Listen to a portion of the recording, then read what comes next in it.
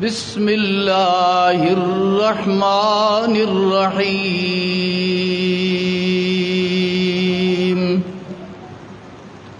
وَإِن كُنتُمْ فِي رَيْبٍ مِّمَّا نَزَّلْنَا عَلَى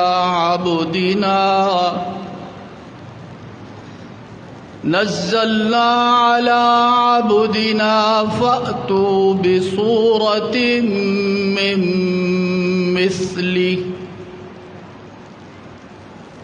وَادْعُوا شُهَدَاءَكُم مِّن دُونِ اللَّهِ إِن كُنتُمْ صَادِقِينَ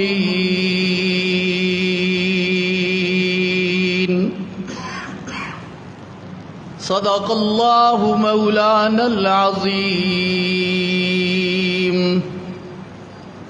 وصدق رسوله النبی الأمی الکریم ونحن على ذلك من الشاهدين والشاكرين والحمد لله رب العالمين.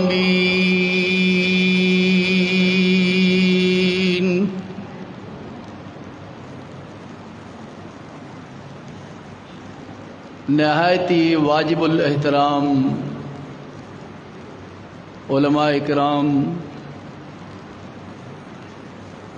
بزرگان محترم، عزیز نوجوان بچوں، اگر گھروں میں آواز جا رہی ہے تو میری اسلامی ماؤں، بہنوں، بیٹیوں،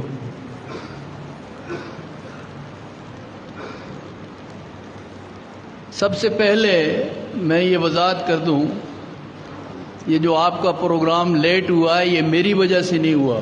لوگ یہ سمجھتے ہیں کہ آخری مہمان لیٹ آیا ہے. میں اپنے وقت سے بھی آدھا گھنٹہ پہلے آیا ہوں. بہرحال پروگرام لیٹ ہو جاتے ہیں، کوئی ایسا مسئلہ نہیں ہے، لیکن وہ میرے کھاتے میں نہ ڈالیں آپ. اور میں لمبی گفتگو بھی نہیں کروں گا کہ آپ کے درمیان اتنا حائل رہوں کہ پریشان کر دوں آپ کو. مختصر بات کروں گا. تفصیل کرنل صاحب بھی بیان کر گئے، اس سے پہلے بھی علماء کرام نے بیان کیا ہوگا. تو میں نے آپ کے سامنے سورہ بقرہ کی ایک آیت تلاوت کی. اللہ رب العالمین نے قرآن کی حقانیت اور صداقت کے لیے 3 دفعہ مخالفین قرآن کو چیلنج دیا.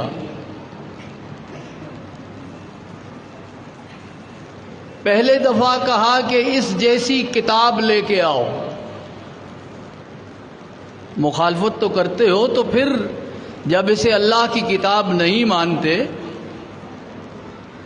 تو جس زمانے میں قرآن مکے میں اتر رہا تھا وہ زمانہ فصاحت اور بلاغت کے مقابلے کا زمانہ تھا. تو کہا گیا اس جیسی کتاب لے کے آؤ. اگر کتاب نہیں لا سکتے تو پھر کہا گیا بعشر سور مثلی. چلو یار 114 صورتیں نہیں، 104 ہم تمہیں چھوڑ دیتے ہیں، 10 صورتیں اس طرح کی لے کے آؤ. جب 10 صورتیں بھی نہ لا سکے تو وہ آیت جو میں نے ابھی آپ کے سامنے تلاوت کی، رب العالمین نے فرمایا فَأْتُوا بِسُورَةٍ مِّن مِّثْلِهِ. علماء بیٹھے ہیں، یہ آپ کو بتائیں گے کہ بِسُورَةٍ کے نیچے جو تنوین ہے یہ بتلا رہی ہے کہ قرآن نے کسی صورت کو متعین نہیں کیا کہ بقرہ جتنی 2.5 پاروں کی صورت لاؤ. نہیں، بِسُورَةٍ کوئی سی ایک صورت کے مقابلے میں ایک صورت لے آؤ. سب سے چھوٹی قرآن کی صورت سورۃ الکوثر 3 آیتوں پر مشتمل ہے. اگر تمہیں قرآن کی حقانیت اور صداقت میں شک و شبہ ہے تو پھر قرآن کی سورہ کوثر کے مقابلے میں 3 آیتوں پر مشتمل ایک سورت لے آؤ جو قرآن کی طرح ہو. اور یہ بھی نہیں کہا کہ اکیلے لاؤ. تم فصاحت و بلاغت کے بادشاہ ہو، اپنا اشعار والا فصیح و بلیغ کلام کعبۃ اللہ کی دیواروں پہ لٹکاتے ہو. بڑے شعراء آ کر ان شعروں کو پڑھتے ہیں اور پھر تمہیں نمبر دیتے ہیں کہ آج کے کلام کا صحرا کس کے سر ہے. تو تم اکیلے نہیں، اپنے تمام کے تمام مددگاروں کو بلاؤ. اللہ کے علاوہ وہ مددگار زندہ ہوں یا مردہ، انسانی شکل میں ہوں، جنات کی شکل میں ہوں، بتوں کی شکل میں ہوں، سب کو بلا لاؤ. اللہ کو چھوڑ کر تمام مددگار اکٹھے کر کے قرآن کی ایک سورت کے مقابلے میں ایک سورت لے کے آؤ. یہ قرآن کا تیسرا چیلنج تھا. اللہ فرماتے ہیں اگر تم سچے ہو، ان کنتم صادقین، اگر تمہارے پلے میں سچ ہے تو پھر اس کا مقابلہ کر کے دکھاؤ. بعض مفسرین نے یہاں تک لکھا ہے کہ جب سورۃ الکوثر نازل ہوئی تو صحابہ اکرام نے اس کو ایک تختی پہ لکھ کر کعبۃ اللہ کی اس دیوار پہ لٹکا دیا جس پہ شعراء اپنا کلام لٹکایا کرتے تھے. صبح بڑے بڑے شعراء آئے، انہوں نے کلام پڑھا، سارے کلام پڑھتے گئے. جو سورہ کوثر کو پڑھتا تھا وہیں کھڑے ہو جاتا تھا، آگے گزرنے کی طاقت نہیں تھی اس میں. سارے غور و فکر کرنے لگے اور ان سب نے بیک زباں کہا کہ یہ کسی بشر کا کلام نہیں ہے، یعنی یہ واقعی اللہ کا کلام ہے. دشمن بھی بول رہا ہے نا، تو سچ تو وہی ہے نا کہ دشمن بھی آپ کی بات مانے. کہ سچی بات یہ ہے کہ اس کا مقابلہ ہم نہیں کر سکتے. انہوں نے زبان سے بھی کہا، عمل سے بھی بتایا کہ قرآن اللہ کی ایسی سچی کتاب ہے کہ ہم اس کا مقابلہ نہیں کر سکتے. اور رب العالمین نے حضور اکرم صلی اللہ علیہ وسلم کو جو معجزات عطا فرمائے ان میں 2-3 معجزے ایسے ہیں جو قیامت تک باقی رہیں گے. باقی اللہ کے رسول کے معجزات تو 3000 سے بھی زیادہ ہیں، لیکن چند معجزے ایسے ہیں کہ جو قیامت تک باقی رہیں گے.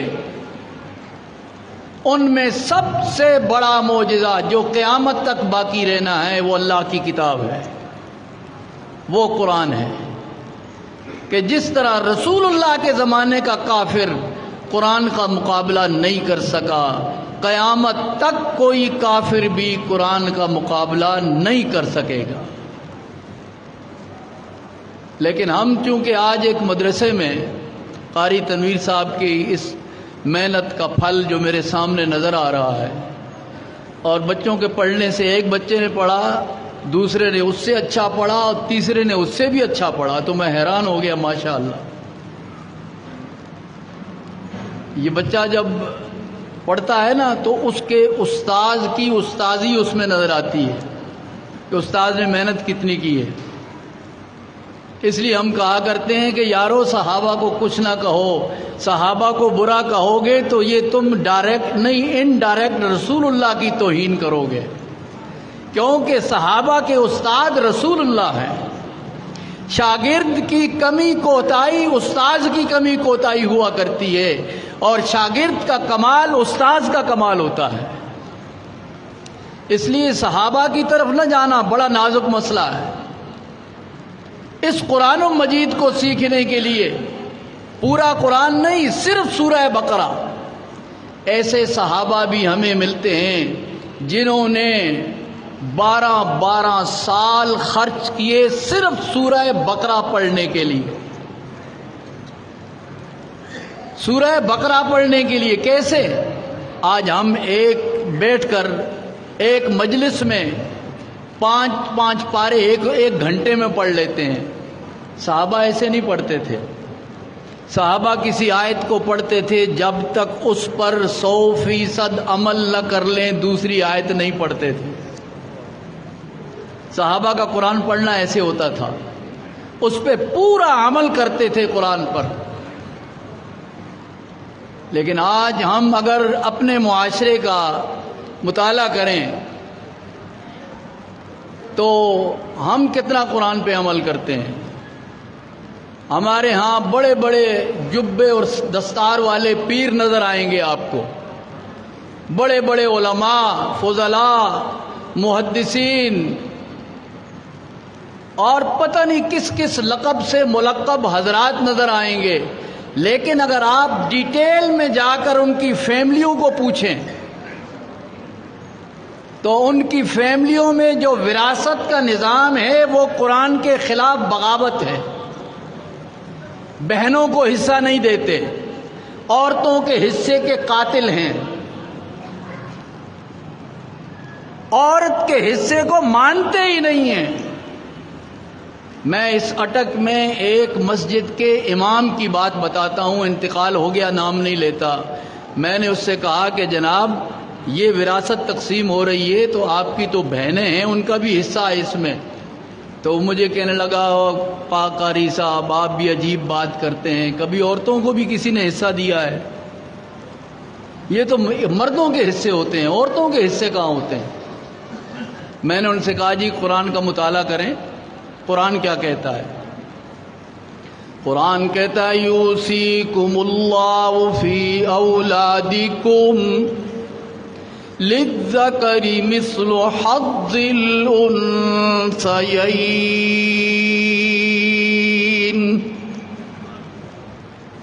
اللہ تمہیں حکم دیتے ہیں، وصیت کرتے ہیں، آرڈر دیتے ہیں تمہاری اولاد کے بارے میں، مردوں کو اتنا دو گے جتنا 2 عورتوں کو دیتے ہو۔ اللہ نے عورت کا حصہ پہلے بیان کیا، مرد کا حصہ بعد میں بیان کیا۔ اللہ تو جانتا تھا نا کہ ایسا زمانہ آئے گا کہ لوگ عورتوں کو حصہ نہیں دیں گے، تو اللہ نے کہا 2 عورتوں کا جتنا حصہ ہے 1 مرد کا اتنا حصہ ہے۔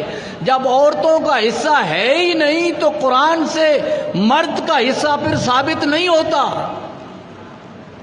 عورت کو چھوڑ کر کوئی قرآن سے مرد کا حصہ ثابت نہیں کر سکتا۔ جب عورتوں کو حصہ نہیں دیتے ہو تو مردوں کو کہاں سے ملے گا بھائی؟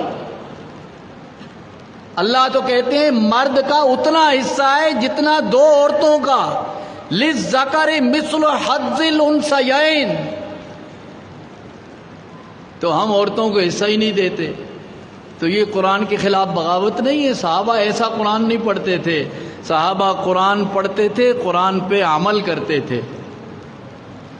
یہ بات تو میں نے عام معاشرے کے تحت کر لی۔ اب میں ان بچوں سے مخاطب ہوں کہ بیٹا قرآن پڑھتے ہو تو قرآن کے کچھ فرائض ہیں۔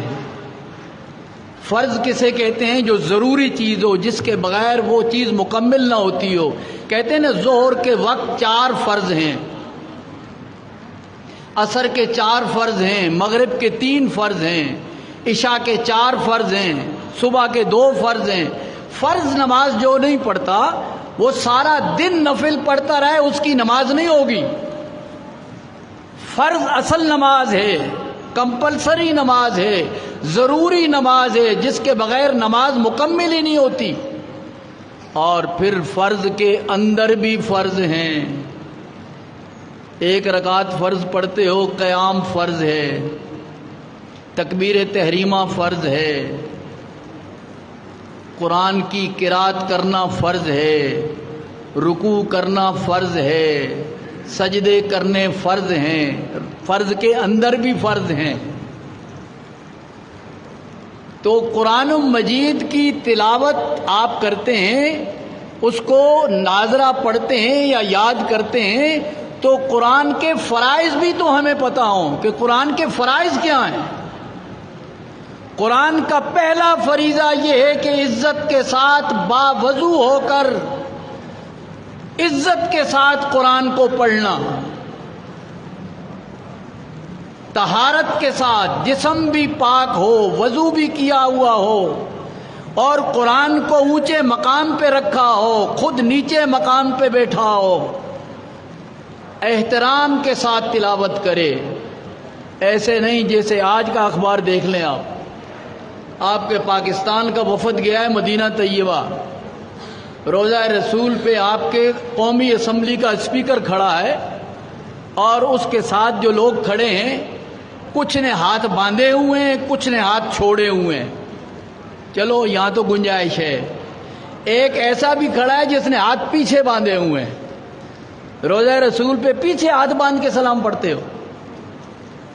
احترام کا بھی نہیں پتا تمہیں، عزت کا بھی نہیں پتا تمہیں، تم نے کیا یہ اسلام آباد کا حافظ سمجھ رکھا ہے؟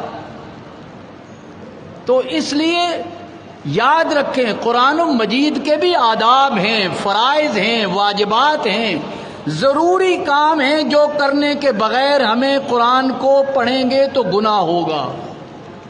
اس لیے قرآن کہتا یضل بہ کثیرا ویہدی بہ کثیرا، بہت سارے لوگ قرآن پڑھ کے ہدایت کی منزل پا جاتے ہیں، اور بہت سارے لوگ قرآن پڑھ کے گمراہ ہو جاتے ہیں۔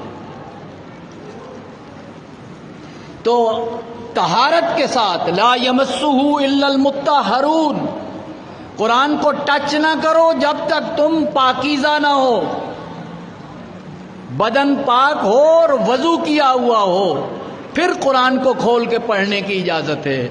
ادب اور احترام کے ساتھ قرآن کو پڑھو۔ اس لیے رکوع میں قرآن پڑھنے کی اجازت نہیں ہے، سجدے میں قرآن پڑھنے کی اجازت نہیں ہے، قیام میں قرآن پڑھو۔ یہ قرآن کا ادب ہے، بیٹھ کر قرآن پڑھو، لیکن رکوع اور سجدوں میں قرآن کی تلاوت نہیں ہے، وہاں وہ تسبیحات ہیں۔ اور دوسرا قرآن کا ادب کیا ہے، فرض کیا ہے، واجب کیا ہے، قرآن کی ضرورت کیا ہے؟ کہ قرآن کو صحیح پڑھو، قرآن کو غلط نہ پڑھو۔ اب آپ اگر غور و فکر کریں تو لوگ قرآن تو بہت پڑھتے ہیں، لیکن کبھی کسی نے اس پر بھی غور کیا ہے کہ یار میں قرآن غلط پڑھوں گا تو گناہ ہوگا، مجھے قرآن ٹھیک کر لینا چاہیے؟ اور کسی سے کہو نا کہ قرآن ٹھیک کرو یار، کسی کے پاس جا کر تب پڑھو، تو وہ کہتے جی اب میں بڑا ہو گیا ہوں، مجھے شرم آتی ہے۔ قرآن سیکھتے ہوئے صحابہ اکرام کو تو شرم نہیں آتی تھی، سارے صحابہ بچپن میں کلمہ پڑھ گئے تھے، نہیں کوئی کسی نے جوانی میں پڑھا، کسی نے بڑھاپے میں پڑھا، لیکن کلمہ پڑھنے کے بعد ہر صحابی طالب علم بن گیا، ہر صحابی اسٹوڈنٹ بن گیا رسول اللہ کی یونیورسٹی کا، اور اس نے حضور سے جا کر تعلیم حاصل کی۔ تو یہ بچے جب تلاوت کرتے ہیں تو دوسری ذمہ داری ان پر یہ ہے کہ ان کو ٹھیک قرآن پڑھایا جائے، غلط قرآن نہ پڑھایا جائے۔ اور ٹھیک قرآن کب پڑھیں گے؟ جب استاذ ٹھیک پڑھے گا۔ تو بچے کی تعلیم سے پتہ چلتا ہے کہ استاذ کیسا ہے، بچہ جو پڑھ رہا ہے اس میں استاذ کا عکس ہے۔ میں نے جو عرض کیا تھا کہ صحابہ میں رسول اللہ کا عکس نظر آتا ہے، کہ صحابہ جب قرآن کا اتنا ادب اور احترام کرتے تھے، قرآن پر اتنے عامل تھے، تو رسول اللہ کا کیا عالم ہوگا؟ آپ غور کریں نا، حضور صحابی سے کہتے ہیں ابی ابن کعب قرآن سناؤ، اس نے کہا یا رسول اللہ میں آپ کو سناؤں؟ قرآن تو آپ پہ اترا ہے، میں کیسے پڑھوں گا؟ فرمایا میرے اللہ کا حکم ہے کہ ابی ابن کعب سے کہو کہ وہ تمہیں قرآن سنائے۔ تو ابی ابن کعب تو ہتھیار پھینک دیے، پھر قرآن پڑھنا شروع کر دیا۔ حضور صلی اللہ علیہ وسلم پر قرآن اترا ہے اور حضور اپنے شاگرد کا قرآن سن رہے ہیں. تو اس طرح بعض دفعہ شاگرد استاد سے بھی آگے نکل جاتا ہے، اس لیے کہ استاد کو وہ مواقع نہیں ملتے جو مواقع شاگرد کو میسر آتے ہیں.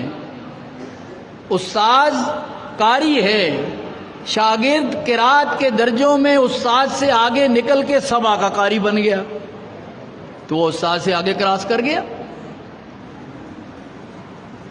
تو اس لیے قرآن مجید کی تلاوت، اس میں صحیح قرآن کا پڑھنا بھی واجب ہے.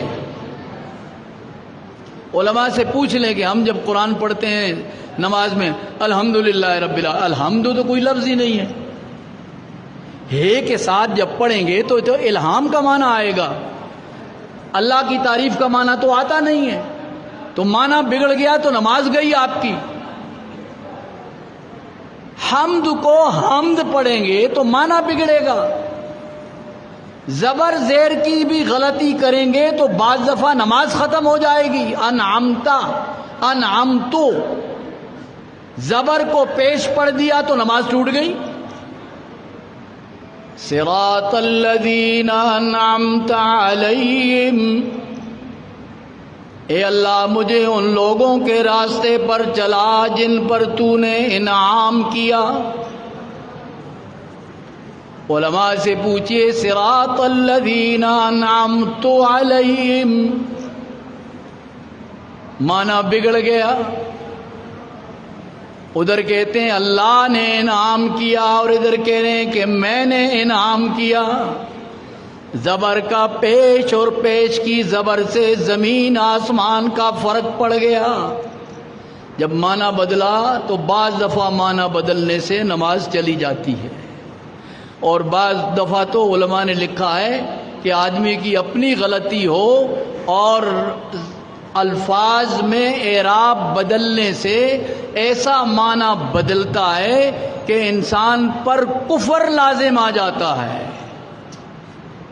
اس لیے بہت احتیاط کریں کہ قرآن مجید کو ٹھیک پڑھیں.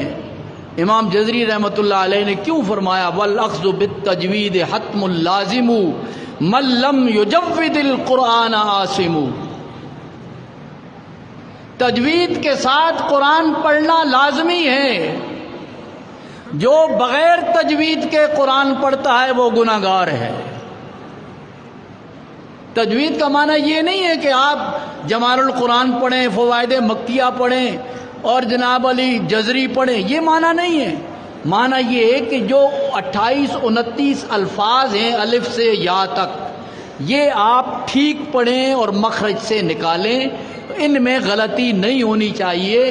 سین کی جگہ صاد نہ پڑھیں، صاد کی جگہ سین نہ پڑھیں، زا اور زال میں فرق کریں.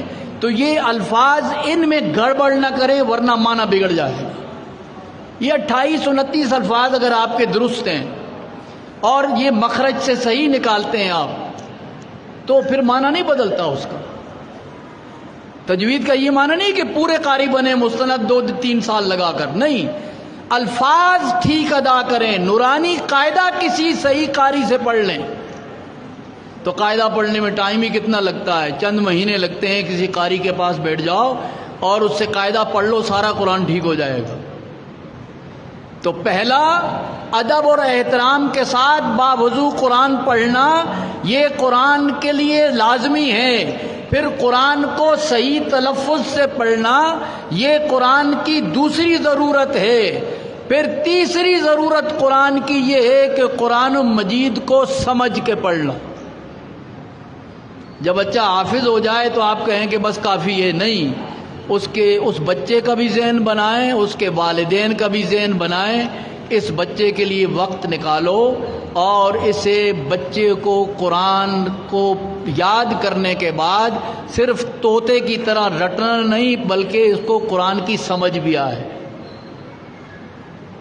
حضرت شیخ القرآن رحمۃ اللہ علیہ میرے استاذ تھے. اگر ان کو لا الہ الا اللہ پر ان کی گردن کاٹی گئی تو آپ کو اور مجھے لوگ حلوے کی پلیٹ بھر کے لا کے دیتے ہیں، ہم بھی لا الہ الا اللہ پڑھتے ہیں تو پتہ لگتا ہے ان کے لا الہ الا اللہ میں اور میرے لا الہ الا اللہ میں فرق ہے. ان کا گلا کاٹا جا رہا ہے اور مجھے حلوہ کھلایا جا رہا ہے. ان کو گستاخ کہا جا رہا ہے اور مجھے پیر فقیر اور قطب ابدال کہا جا رہا ہے. تو فرق ہے کچھ. وہ فرق ہر ایک کو نظر نہیں آتا لیکن ہے فرق. اللہ کی قسم پاکستان میں جن کو میں نے معتدل پایا، اعتدال کی منزل پہ پایا، ان میں سب سے بلند میرے بچپن کے زمانے میں حضرت شیخ القرآن سے زیادہ معتدل کوئی نہیں تھا. بڑی اعتدال کی منزل پر تھے. میں نے بارہا انہیں ممبر رسول پر حضرت مدنی کا نام لے کے روتے دیکھا ہے. اتنی محبت کرتے تھے وہ دیندار لوگوں کے ساتھ، علماء کے ساتھ، اپنے بڑے بزرگوں اور مشائخ کے ساتھ. لیکن جہاں مسئلہ آتا تھا پھر مسئلہ تو مسئلہ ہے، وہاں لحاظ نہیں کرتے تھے وہ. اس لیے میں عرض کرتا ہوں کہ قرآن مجید کو سمجھنا بھی قرآن کی ضرورت میں سے ہے. ہم جب کرتے ہیں الحمدللہ رب العالمین الرحمن الرحیم مالک یوم الدین، ایسے تو ہم نہیں پڑھتے. ہم تو پڑھتے ہیں الحمدللہ رب العالمین الرحمن الرحیم مالک یوم الدین. پتہ نہیں کیا پڑھ رہا ہے. او بھائی اللہ کا واسطہ، یہ تو فرشتوں کو بھی سمجھ میں نہیں آ رہی کہ آپ کیا پڑھ رہے ہیں. اتنا تو آرام سے پڑھیں. وہ ایک آدمی نے نا 1 منٹ کے اندر 4 رکعت پڑھ لی. دوسرے نے کہا بھائی کیا کرتے ہو، یہ نماز ہے؟ اس نے کہا ہمارا نماز پکا ہے، تمہارا نماز کچا ہے. ایک منٹ میں 4 رکعت، یہ اچھی پکی نماز ہے؟ نہیں، نماز کو سمجھ کے پڑھو. اتنا تو کم از کم سورت فاتحہ اور قرآن کی آخری 10 سورتیں یہ تو ترجمے کے ساتھ یاد کر لو کہ جب نماز میں پڑھو تو تمہیں پتہ ہو کہ میں رب العالمین کے سامنے کیا کہہ رہا ہوں. اتنا تو ہو نا کم از کم. تو قرآن کو سمجھنا قرآن کی ضرورت. 3 فرائض کے بعد 4تھا فریضہ ہے کہ قرآن پر عمل کرنا، اللہ کی کتاب پر عمل کرنا، جو کچھ سمجھا ہے اس پہ عمل کرے. اور 5واں فریضہ یہ ہے کہ جتنے پر وہ عمل کرنا ضروری ہے اتنا اللہ کے اس قرآن کے فریضے کو اللہ کی مخلوق تک پہنچانا بھی ضروری. دوسروں کو اس کی تبلیغ کرنا، دوسروں تک یہ احکام پہنچانا. بھائی قرآن کو ادب احترام سے پڑھو، بھائی قرآن کو صحیح تلفظ کے ساتھ پڑھو، بھائی قرآن کو سمجھ کے پڑھو، بھائی قرآن پر عمل کرنا ضروری ہے. اور جتنا عمل کیا جائے سمجھ میں آئے اتنا دوسروں کو بتانا اور پہنچانا بھی ضروری ہے. تو یہ 5 چیزیں بچوں کو بھی ذہن نشین کرانی چاہیے. علماء نے تو اپنا حق ادا کر دیا کتابوں میں لکھ کر، لیکن اساتذہ کی خدمت میں گزارش ہے اور ان بچوں کے ساتھ احسان کرنا ہے ان کے والدین کے ساتھ، تو ان کو قرآن کی ضرورتیں ضرور یاد کروائیں کہ بھائی قرآن کی کیا ضرورت ہے اور تم نے قرآن مجید کو کیسے پڑھنا ہے. اس لیے کہ بچوں کو جب تک استاذ نہیں سکھائے گا نا بچوں کی بات سمجھ میں نہیں آتی. سب سے پہلے تو بچوں کو یہ سکھائیں کہ ایک بچہ دوسرے بچے کا احترام کرے. آپ حیران ہوں گے، ہمارے ایک استاذ سے انتقال ہو گیا، نابینا تھے، جن سے میں نے قرآن حفظ کیا تھا، قاری شاہ زمان صاحب. راول پنڈی میں قاری سید الرحمان صاحب کے مدرسے میں مدرس تھے اس زمانے میں. انہوں نے 60 سال قرآن حفظ کروایا، 60 سال. تو بڑے بزرگ آدمی تھے، بوڑھے آدمی تھے، انتقال ہو گیا. ان کی عادت تھی رات کو سوتے وقت پوچھتے تھے دوسروں سے کہ میرے پاؤں کی طرف کوئی حافظ قرآن تو نہیں سو رہا. کہتے ہیں مجھے ڈر لگتا ہے کہ میں سو جاؤں اور میں کسی حافظ قرآن کی طرف ٹانگیں کروں تو قیامت میں خدا کو کیا جواب دوں گا. اس بچے کے سینے میں قرآن ہے اور میں نے اپنے پاؤں کیے اس طرف. ادب کا یہ عالم تھا. تو یہ انہوں نے ہمیں سکھایا، تو آج تک وہ چیزیں ذہن نشین ہیں. اس لیے یہ تختیاں خالی ہیں بچوں کی بالکل. ان پر آپ جو تحریر کریں گے انشاءاللہ ان کے مرتے دم تک وہ کام آئیں گی. آپ اساتذہ کی خدمت میں بھی گزارش ہے اور پیرنٹس ماں باپ والدین کی خدمت میں بھی گزارش ہے کہ یہ ایک تکون ہے، بچے، استاذ اور ماں باپ، ان تکون میں جب تک تینوں میں آپس میں تعلق نہیں ہوگا اس وقت تک بچہ کامیاب نہیں ہو سکتا۔ بچوں کی ڈیوٹی ہے کہ وہ پڑھیں، والدین کی ڈیوٹی ہے کہ ٹائم پر بچوں کو مسجد آنے کی تلقین کریں یا پہنچائیں، ٹائم پر بچوں کو اٹھا کے لے جائیں، چھٹیاں کم کروائیں، اساتذہ سے تعلق رکھیں، ان سے پوچھیں ہمارے بچوں کی تعلیمی پروگریس کیا ہے، بچہ لائق ہے نالائق ہے، محنت کرتا ہے نہیں کرتا، کلاس میں شرارت کرتا ہے نہیں کرتا، یہ ساری چیزیں بچوں کی اساتذہ سے پوچھیں۔ اساتذہ، بچے اور ماں باپ اس تکون کو مل کر ایک مدرسہ بنتا ہے۔ مدرسہ بلڈنگ کا نام نہیں ہے۔ اللہ کی زمین پر سب سے پہلا مدرسہ مسجد نبوی میں تھا، کوئی بلڈنگ مدرسے کی الگ نہیں تھی، وہاں ایک چبوترا تھا رسول اللہ کا جہاں روزہ ہے اس کے ساتھ، جسے ہم صفہ کا چبوترا کہتے ہیں، اور اس صفہ کے چبوترے پر 120 تک صحابہ بیٹھ کر پڑھتے تھے۔ حضور وہاں پڑھاتے تھے، صحابہ مسجد میں بیٹھے ہوتے تھے، سبق لینے کے لیے اس صفہ کے چبوترے پہ آتے تھے، وہی مدرسہ تھا۔ کسی کو شام کو کھانا ملتا تھا اور کوئی بھوکا سو جاتا تھا، لیکن اللہ کا دین ایسے سیکھا انہوں نے کہ 1.5 لاکھ سے زیادہ صحابہ اکرام ہیں۔ مکہ اور مدینہ میں آپ ڈھونڈ کر بھی تلاش کریں تو 10,000 صحابہ سے زیادہ قبریں آپ کو نہیں ملیں گی۔ 1,40,000 صحابہ کہاں چلے گئے؟ پوری دنیا میں پھیل گئے۔ بھائی ہم نے یہ صحابہ نے فریضہ انجام دیا۔ آج آپ کے پاکستان میں بلوچستان کے اندر 5 صحابہ اکرام کی قبریں ہیں۔ اس جگہ کا نام ہے پنجگور، بلوچستان میں، اور ان لوگوں سے پوچھیں، ہم بھی کہتے ہیں گورو کفن قبر کو، کہ ایک کفن ہوتا ہے اور ایک گور ہوتی ہے قبر، تو پنجگور کا معنی 5 قبریں، اس علاقے کا نام ہے پنجگور، وہاں 5 قبریں ہیں۔ میں نے حافظ حسین احمد صاحب سے پوچھا، 5 قبریں ہیں اس لیے اس کا نام ہے پنجگور، اور یہ ایران کی جنگ میں جب ایران کو فتح کرنے صحابہ اکرام آئے تھے تو یہاں صحابہ شہید ہو گئے اور ان 5 کو وہاں دفن کر دیا گیا۔ آج وہ علاقہ پاکستان میں ہے، تو 5 قبریں تو صحابہ کی آپ کے بلوچستان میں موجود ہیں، تو یہ پوری دنیا میں پھیل گئے۔ 10,000 وہاں رہے، باقی ساری دنیا میں نکل گئے اللہ کا دین پھیلانے کے لیے۔ اللہ رب العالمین آپ کو کروڑوں مبارکیں ہم دیتے ہیں، آپ قبول فرمائیں۔ اللہ ان بچوں کو اتنا بہترین قرآن پڑھنے کا سلیقہ عطا فرمائے کہ یہ بچے اپنے خاندان کی بھی رہبری کر سکیں اور امت کے بھی رہنما بن جائیں۔ ان کے اساتذہ کو بھی اللہ جزائے خیر عطا فرمائے، ان کے والدین عزیز اقارب وہ جو بچوں کے لانے لے جانے پر محنت کرتے ہیں، اللہ انہیں بھی جذبہ خیر سے معزز فرمائے، اور پروردگار اس مدرسے کو دن دگنی رات چگنی ترقی عطا فرمائے۔ وما علینا الا البلاغ برحمتک یا ارحم الراحمین۔